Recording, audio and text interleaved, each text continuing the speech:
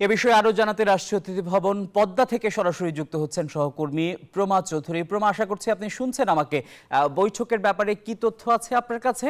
বিক্রম মিস্ত্রির সারাদিনের কর্মসূচি কি?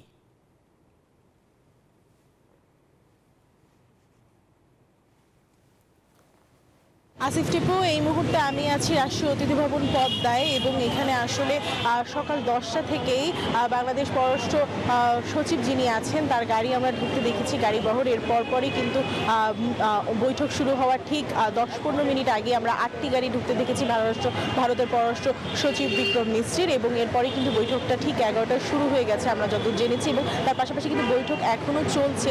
কখন বৈঠক শেষ করে বের হবেন এই বিষয়ে এখনও নিশ্চিত করা যাচ্ছে না। এবং তার সারাদিনের কর্মসূচির কথা বলছিলেন আপনি, সারাদিনের কর্মসূচিতে সে এরপরই এখান থেকে বৈঠক শেষ করে আমাদের জানা মতে পররাষ্ট্র মন্ত্রণালয়ে একটি বৈঠক হবে এবং সেই বৈঠকের পরপরই কিন্তু বিকেলে আবার আমাদের প্রধান উপদেষ্টা যিনি আছেন সেখানে তার সাথে বৈঠক করবেন বিক্রম মিস্ত্রি। এবং এরপরেই কিন্তু সাংবাদিকদের ব্রিফিংয়ের মাধ্যমে 5:30টায় পররাষ্ট্র মন্ত্রণালয়ে জানানো হবে যে কি বিষয় আসলে বৈঠকে কথা হয়েছে। আরেকটি বিষয় বলে রাখতে চাই যে পররাষ্ট্র সচিব সহ এখানে ভারতের পররাষ্ট্র সচিব বৈঠকে বসেছেন এবং আসলে ভারতের কি বিষয় নিয়ে এখানে কথা হবে সেই বিষয়ে আগে মন্ত্রণালয় থেকে কিছুটা জানানো হয়েছিল।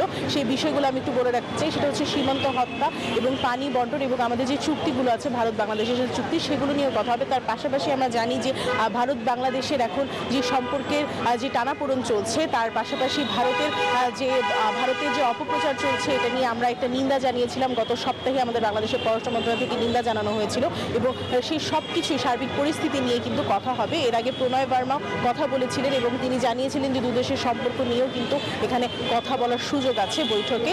এবং তার পাশাপাশি এখনও বৈঠক চলছে।